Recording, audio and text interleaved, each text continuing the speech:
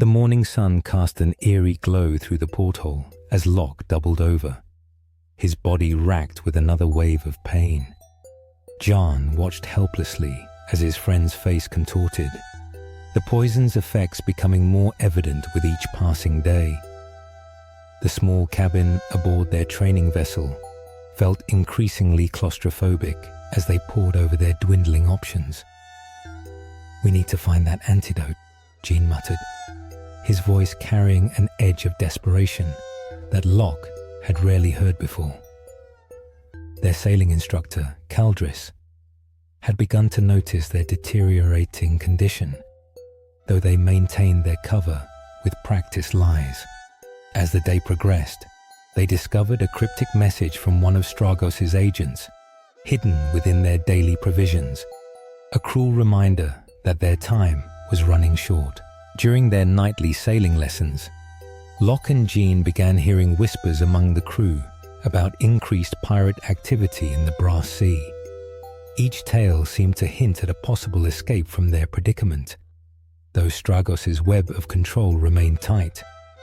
Their instructor Caldris, between lessons on navigation and sail management, shared stories of a legendary pirate captain who once possessed an alchemist's entire collection of remedies. As Locke's condition worsened, Jean noticed suspicious movements in the harbour, ships bearing subtle markers that suggested Stragos's influence extended far beyond Tal Verrar.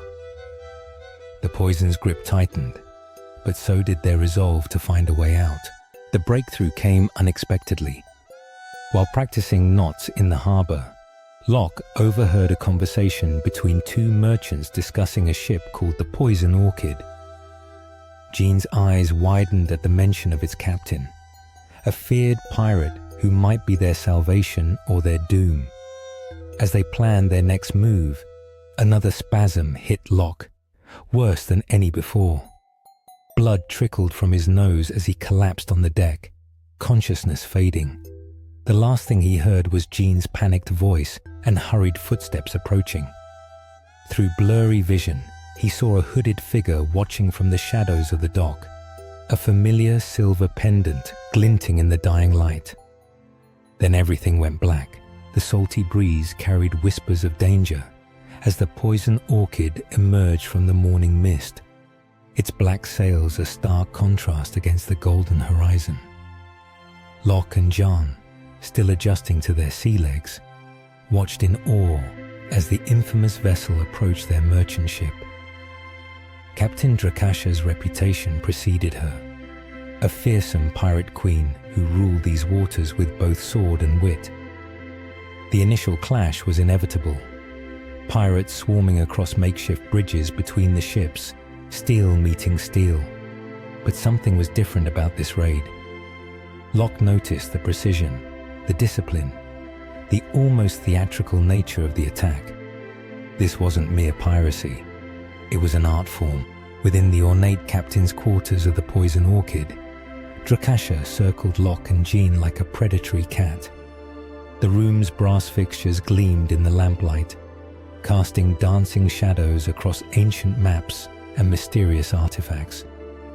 She proposed a test, one that would prove their worth or seal their fate.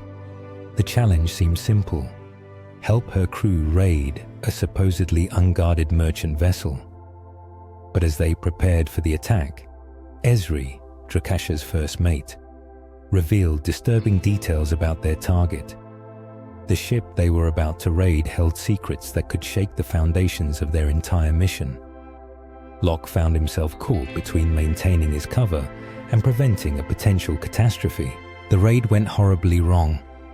What should have been a simple heist turned into a desperate fight for survival as hidden guardsmen emerged from below decks. The clash of steel filled the air as Locke and Jean fought alongside their new pirate allies. Ezri's blade danced through the chaos, while Drakasha's commanding voice kept her crew focused despite the mounting casualties. Just as victory seemed within reach, a massive shape appeared on the horizon, an Archon's warship, its brass-plated hull gleaming menacingly in the setting sun.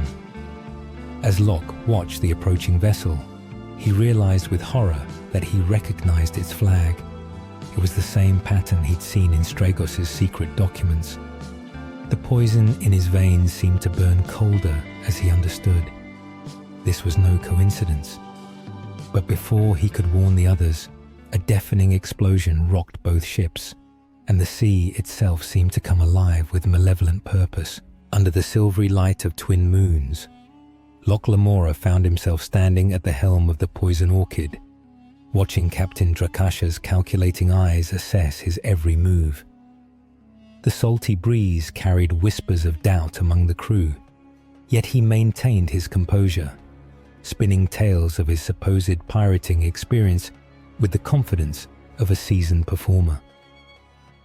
Jean stood nearby, his presence reassuring despite the tension crackling in the air. The night grew deeper as Locke wove elaborate stories of fictional heists and daring escapes, each word carefully chosen to build their precarious cover story. When Drakasha suddenly produced a mysterious chart with the markings that no legitimate merchant would recognize, Locke's heart skipped a beat. This was their first real test. The raid on the merchant vessel came without warning. Ezri's swift command sent the Poison Orchid's crew into action, while Locke and Jean found themselves thrust into the chaos of their first genuine pirate attack. The clash of steel against steel filled the air as Locke desperately tried to maintain his facade of experience while avoiding actual bloodshed.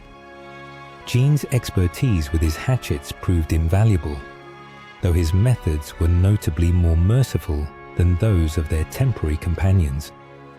As the battle reached its peak, Locke discovered a hidden cargo that threatened to unravel everything, documents that connected directly to their true mission for Stragos. With quick thinking and quicker hands, he had to decide between maintaining their cover and securing vital information. Deep in the bowels of the Poison Orchid, Locke discovered that trust was a double-edged sword. While sorting through their recent plunder, he overheard a conversation between two crew members that made his blood run cold. They spoke of a traitor aboard, someone working against the pirates' interests. For a moment, Locke feared their cover was blown. But as he listened further, a more complex plot emerged. The ship harbored more secrets than even he had anticipated, and not all of them belonged to him and Jean. As he pieced together fragments of overheard conversations and suspicious behaviors, a terrifying realization dawned. Someone else was playing a dangerous game aboard the Poison Orchid, and their scheme could destroy everything Locke and Jean had worked to build. Just as he prepared to share his discovery with Jean, a hand grabbed his shoulder from behind, under the silvery light of the twin moons. Locke Lamora stood at the helm of the Poison Orchid, his heart heavy with the weight of multiple betrayals. Captain Drakasha's trust had been hard won, and now he was about to shatter it. The night air carried whispers of an approaching storm, matching the turmoil in his mind. Jean watched from the crow's nest, his massive frame a silent guardian against the star-studded sky. The plan they had crafted was delicate. Feed Stragos false information while appearing to serve him, all while genuinely helping the pirates they were supposed to betray. But as the ship cut through the dark waters, Locke spotted unusual patterns in the distant lantern signals. Something wasn't right. The Archon ships were moving differently than agreed upon, and suddenly the night exploded into chaos. The revelation hit like a thunderbolt. Stragos had never intended to honor any agreement.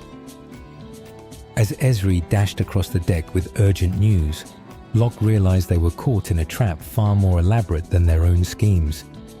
The Archon's fleet was moving to encircle not just their target, but the Poison Orchid itself. In the captain's quarters, Drakasha's face turned to stone as she unrolled a mysterious map that shouldn't exist. Jean's carefully cultivated friendship with Ezri now burned with unspoken tensions as loyalties were tested. Every rope, every plank seemed to hide another secret, Another layer of deception. The warm glow of the cabin's lanterns cast dancing shadows that seemed to mock their predicament as dawn approached. The storm that had been threatening finally broke.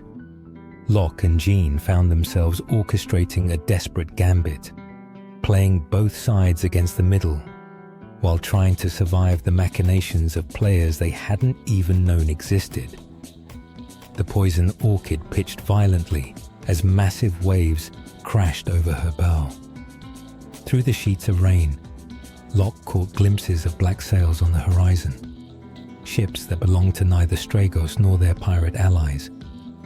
Ezri's sword flashed in the lightning as she defended against unseen attackers, while Jean's desperate shout was lost in the thunder. Just as Locke thought he had finally untangled the web of betrayals, a signal flare burst in the sky, illuminating a sight that made his blood run cold. Thank you for venturing into this realm with me. If you crave more enchanted worlds, mythical battles, and secrets whispered from ancient pages, join the Guild of Storybound Explorers. Subscribe now and ring the bell to unlock every new quest the moment it drops. The next chapter awaits. Will you answer the call?